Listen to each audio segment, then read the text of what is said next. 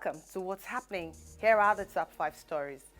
At number 1, President Bola Tinubu has directed the immediate release of 42,000 metric tons of assorted food items from strategic reserves and the Rice Millers Association of Nigeria to address the country's escalating food shortage.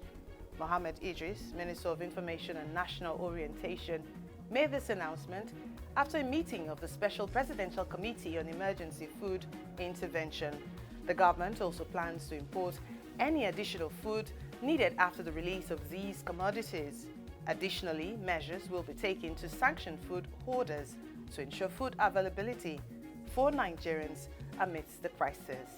At number 2, former Minister of Works, Power and Housing, Babatunde Raji Fashola, has advocated for a comprehensive review of tenancy laws across states, urging the implementation of monthly rent payments to alleviate the burden of tenants. Speaking at the launch of his book in Lagos, Fashola reiterated the prevalence of payments, sometimes spanning 3 years or more. He highlighted the adverse impact on housing occupancy rates and urged states to adopt the Lagos State 2011 Tenancy Bill, criminalizing the collection of rent exceeding 1 year in advance from new tenants. At number 3, the federal government has established a committee comprising representatives from key ministries and stakeholders to address challenges in gas supply to power generating companies, GENCOs. Persistent low gas supply has contributed to inadequate power supply nationwide. Minister of Power Adebayo Adelabu stressed the importance of innovative solutions, including denoting payment for domestic gas supply in naira instead of dollars.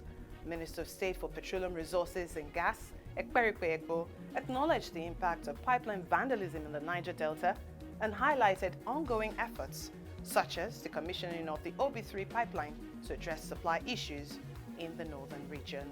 At number 4, Nigeria's women's basketball team, the Tigress, secured a hard-fought victory against Senegal with a score of 72-65 in their first game of Group A at the FIBA Women's Olympic qualifying event in Antwerp, Belgium.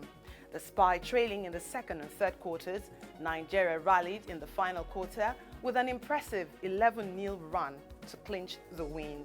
Amy Okonkwo's stellar performance, contributing 21 points and 10 rebounds, propelled Nigeria to victory, showcasing her prowess as the MVP of the FIBA Women's Afrobasket in 2023. The team is set to face the United States next on Friday, followed by a match against Belgium on Sunday. At number 5, the Australia-Africa Chamber of Commerce has announced that the inaugural Australia-Africa Business Summit will take place in May in Melbourne, Australia, with the theme New Bridges, Creating Connections. The summit aims to enhance trade relations between Australia and African countries by offering top quality research, networking opportunities, and business matching services.